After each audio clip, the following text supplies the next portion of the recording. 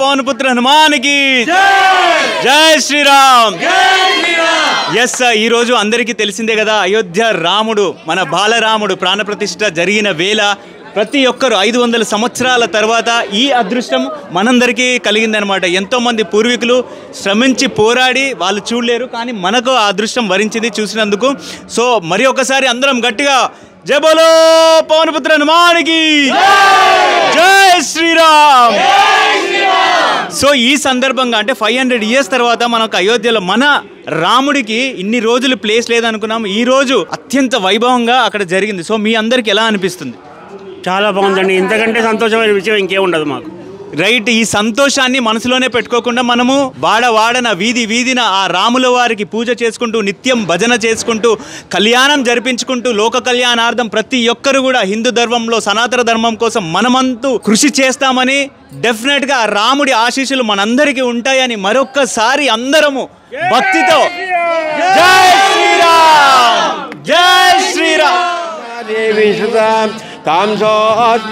प्रकार मात्रांजलंदेन्द्रप्तां दर्पयन्ते पद्मे स्थितां पद्मवर्णान्तां योपक्वे श्रियौ चन्द्रां प्रभासां यस्ताचलन्तीं श्रियल्लोके देवंस्तावतारां तां पद्मिनीं शरणमं प्रपद्ये लक्ष्मीर्मेण सतां तावने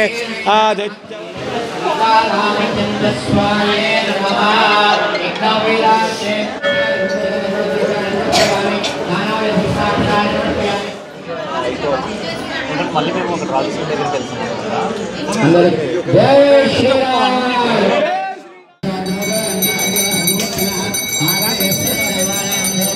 దగ్గరికి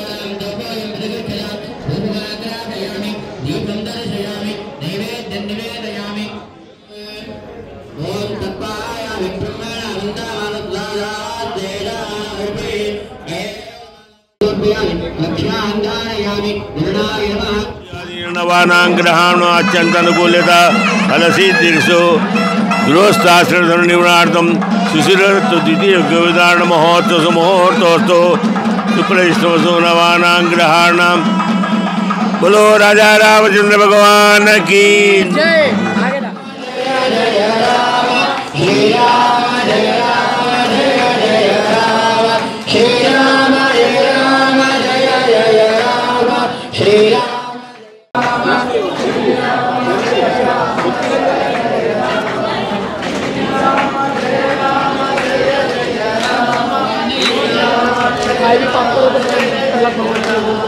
श्री राम जय जय राम.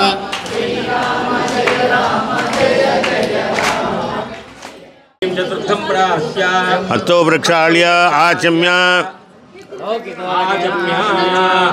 हस्तो प्रक्षाल्य आचम्य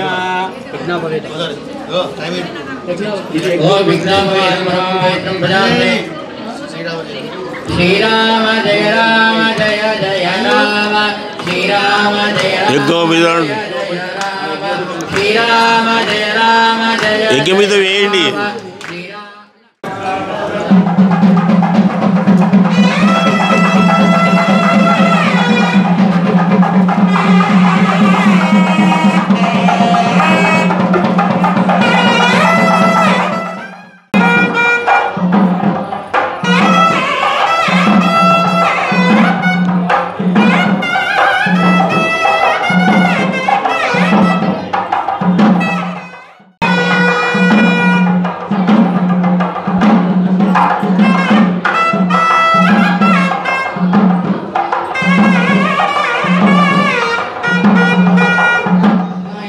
वेदवेद्य परे पुंसे दासे दशरथात्मजे वेद प्राचीनमासी साक्षात् रामायणमात्मनः.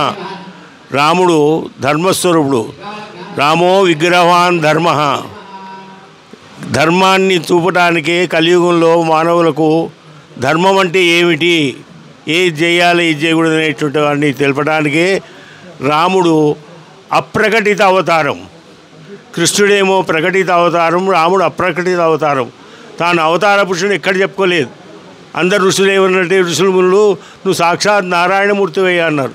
కాదు, నేను మా నాయన దశరథ మహారాజు, మా అమ్మ కౌసల్యాదేవి, అంతేగాని నీ దేవుడు గాను మనుషులు రా బాబు అని చెప్పుకున్నాడు. ధర్మాన్ని ఆచరించిండు. తల్లి చెప్పిన మాటకు సవతి తల్లి చెప్పింది, వనవాసాన్ని వెళ్ళి అడగలేదు, క్వశ్చన్ చేయలేదు, వెంటనే బయలుదేరి వెళ్ళిపోయిండు సీతాలక్ష్మణ సమేతంగా. అక్కడ అపహరణ జరిగితే మామూలు ఏంటో చూసిన ఎక్కడ దొరకలేదు అని చెప్పని మళ్ళీ ఇంటికి వచ్చి సెకండ్ చేసుకోవడం చేసింది. కానీ ఆయన మానవ ప్రయత్నం, మనిషి మనం ఒకటి ఏదైనా పోగొట్టుకుంటే ప్రతి చోట వెతుకుతాం, వెతికిన చోట 4 సార్లు వెతుకుతాం, అడిగిన వాళ్ళు 10 సార్లు అడుగుతాం. అట్లా రాళ్ళు రప్పలు చెట్టు పుట్టలు పిట్ట జంతువులు వీటన్నిటి అడిగిండి ఎక్కడ నా సీత ఎక్కడ. చివరకు కనుక్కొని హనుమంతుడి సహాయంతో రాముడు సీత అన్వేషణ చేసి సీతను కనుక్కుని ఎక్కడున్న సంగతి. అయితే హనుమంతుడు ఆయనకు ఉంగరం ఇచ్చి లంకకు వెళ్ళమని చెప్పారంటే హనుమంతుడికి ఎందుకు ఇచ్చిండు? గొప్పవాడైనా బలవంతుడైనా కాదు, రాముడు నమ్మిండు కాబట్టి హనుమంతుడికి. ఇంతమంది ఉన్నారు అక్కడ మహామహులంతా, కానీ ఎవరికి కూడా తన ఆభరణాన్ని ఇవ్వలేదు, హనుమంతుల వారికి ఇచ్చిండు. ఆ విధంగా ధర్మాన్ని, మనిషి తన కర్తవ్యాన్ని, రాముడు ఏకపత్ని వృతుడు, ఒకటే మాట, ఒకటే బాణం, ఒకటే ఆలి. అది మానవులు మనం పాటించాల్సిన ధర్మాన్ని రామాయణంలో వాల్మీకి రచించి చూపించినటువంటి మహాగాథ. ఆ రాముని మనం దైవంగా భావిస్తున్నాం. ఆయన చెప్పుకోకపోయినా మన ఇప్పుడు గొప్పవాళ్ళైన తర్వాత వివేకానందుడు ఉన్నాడు, ఆయన మహనీయుడు అని చెప్పిన ఎట్లా అంటాం? మనిషే మనలాగానే, కానీ ఆయన చేసిన ప్రయత్నం, రామకృష్ణ పరమహంస, ఇట్లా వీళ్ళందరూ కూడా వాళ్ళ యొక్క మహోన్నత ధర్మాన్ని, ఆశయాన్ని చూపించారు. కాబట్టి వాళ్ళు దైవాంశ సంభూతులు అని చెప్పని అంటాం. దేవుళ్ళు గారు వాళ్ళు దైవాంశ సంభూతులు. ఇది ఆ రాముడికి మనం ఈరోజు ఇక్కడ ప్రధానంగా ఈ కార్యక్రమం చేయడానికి కారణము, అయోధ్యలో బాలరాముని ప్రతిష్ఠ అవుతుంది. అదే సుముహూర్తానికి ఇక్కడ జీలకర్రపల్లి పెట్టినాం, సుముహూర్తం అయింది. అక్కడ చూస్తూ ఆ టైంకు 12:29 సుముహూర్తం జీలకర్రపల్లి పెట్టి ఇక్కడ మనం రాముడిని సేవించుకున్నాము. అంటే గొప్పవాళ్ళు చేసేటువంటి పనికి అందరం కూడా సహకరించాలి. కర్త కారయిత చైవ ప్రేరకాశ్చనుమోదక సుకృం దుష్కృం చేయన చత్వారి సౌభాగిన. అక్కడ ప్రధానమంత్రి నరేంద్ర మోడీ గారు చేసేటువంటి ప్రయత్నం, విశ్వ హిందూ పరిషత్ వారి సంకల్పము, దానికి సహకారం నరేంద్ర మోడీ గారిది. కాబట్టి వాళ్ళు చేసే మహాకార్యంలో మనం ఒక సేతు కట్టడానికి ఒక ఉడత వచ్చి ఇసుక రేణువులు వేసింది, నీళ్లలో మునిగి ఇసుకలో పొర్లాడి ఆ ఇసుక రేణువులు దాంట్లో వేసింది.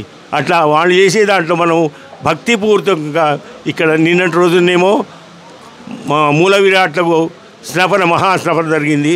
తర్వాత తారక మంత్రం సుదర్శన హోమం జరిగింది. ఈరోజు కళ్యాణోత్సవం. ఆ ముహూర్తం ఈ ముహూర్తం ఒకటే. లోకాన్ సమస్తాన్ సుఖినో భవంతు, సమస్తన్మంగళాని భవంతు. రామ జయ రామ జయ జయ రామ, శ్రీరామ జయ రామ జయ జయ రామ, శ్రీరామ జయ రామ జయ జయ జై శ్రీరామ్.